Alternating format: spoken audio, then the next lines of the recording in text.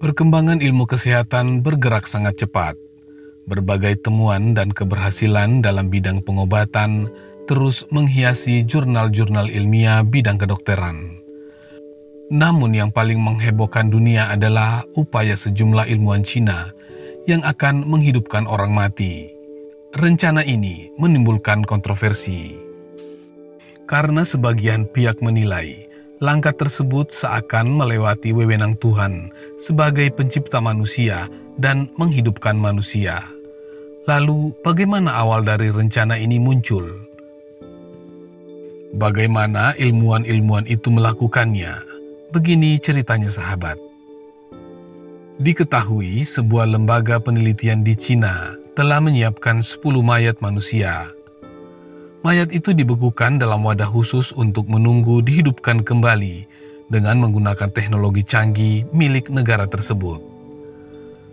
Penelitian itu dilakukan di Institut Penelitian Sains Kehidupan Shandong Yinfeng, satu-satunya laboratorium di Cina yang membekukan tubuh untuk menunggu dihidupkan kembali.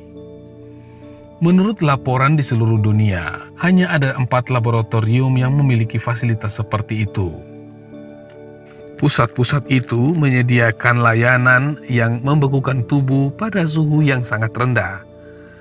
Dengan menghidupkan kembali orang mati dianggap oleh banyak orang kaya menjadi kunci untuk membantu mereka menemukan kehidupan yang kekal. Yinfeng tidak hanya membekukan manusia, tetapi juga melangkah lebih jauh dalam penelitian transplantasi organ. Cryonics termasuk teknik yang menjaga tubuh manusia pada suhu yang sangat rendah dengan tujuan menipu kematian. Mayat disimpan dalam tangki stainless steel yang berisi nitrogen cair super dingin. Metode cryonics dimulai di Cina pada tahun 2015. Du Hong, seorang penulis di Chongqing, menjadi orang pertama di Cina yang membekukan tubuhnya setelah dia meninggal karena kanker pankreas. Tubuh Du dibekukan di Alcor Life Extension Foundation, penyedia layanan cryonics Amerika yang berbasis di Phoenix, Arizona. Mereka yang memilih Yinfeng karena orang-orang itu memiliki keinginan unik bahwa suatu hari tingkat sains manusia akan maju ke titik menghidupkan kembali mereka yang sudah mati. Saat ini, Yinfeng membekukan jenazah 10 pelanggan yang menggunakan layanan tersebut. Ini adalah angka yang relatif kecil jika dibandingkan dengan 181 mayat di Alcor Life Extension Foundation. Li Qingping, Direktur Institut Yinfeng, mengatakan semakin hari banyak orang Cina yang tertarik untuk membekukan tubuh mereka. Dia menyebutkan lebih dari 100 orang mengunjungi tempat penelitian mereka. Dari jumlah tersebut, 60 orang diantaranya berjanji akan menggunakan layanan tersebut dan mereka sudah memberikan deposit. Aaron Drake, Direktur Pusat Respon Klinis di Yinfeng, mengatakan kalau orang Tiongkok lebih suka membekukan tubuh mereka untuk menunggu kesempatan untuk hidup kembali daripada orang Barat. Dia mengatakan orang Barat tidak tahu apakah agama mereka mengizinkan mereka untuk membekukan tubuh mereka. Namun di Cina, orang-orang tidak terlalu terikat dengan masalah itu. Yinfeng adalah bagian dari grup bioteknologi Yinfeng yang pekerjaannya meliputi pengujian DNA, penyimpanan darah tali pusar, pengobatan estetika, dan penelitian sel induk. Selain transplantasi organ, Drake mengatakan penelitian cryonics juga sedang diterapkan untuk mengobati pasien serangan jantung, stroke, dan trauma tumpul.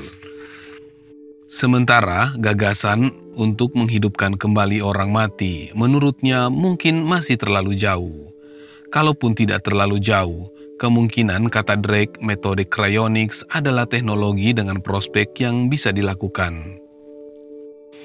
Upaya manusia untuk hidup abadi juga sedang dilakukan sejumlah orang-orang kaya di Amerika. Orang-orang kaya super itu rela menghamburkan uangnya demi menghidupkan orang yang sudah mati. Mereka percaya pada sains bahwa di masa depan akan ada teknologi yang bisa menghidupkan orang yang sudah mati. Untuk mendapatkan teknologi ini, orang-orang super kaya di dunia itu telah jor-joran menggelontorkan uangnya demi penelitian ini. Peter Thiel, salah satu pendiri perusahaan PayPal di Amerika Serikat, adalah bukti nyata. Bos PayPal telah berinvestasi pada sejumlah penelitian untuk memperpanjang umur manusia. Salah satu perusahaan tempat investasi miliarder Thiel adalah Ambrosia. Ini adalah salah satu dari 3 perusahaan yang menantikan eksperimen transfusi darah vampir atau mengambil darah kaum muda untuk dimasukkan ke dalam tubuh para lansia. Menurut pakar keuangan, biaya untuk tes transfusi darah vampir berkisar antara 6.000 pound atau hampir 120 juta hingga 215.000 pound atau hampir 4,3 miliar rupiah. Teknik ini berhasil dengan baik saat dilakukan uji coba terhadap tikus, tetapi belum menunjukkan hasil yang positif pada manusia. Badan Pengawas Obat dan Makanan Amerika Serikat memperingatkan, teknik ini tidak memiliki manfaat klinis yang terbukti dan bahkan bisa berpotensi bahaya. Jika transfusi darah tidak membuat manusia hidup abadi, lalu bagaimana dengan pembekuan tubuh? Ide mendinginkan tubuh untuk menunda pembusukan hingga manusia bisa dihidupkan kembali di masa depan dinilai lebih maju.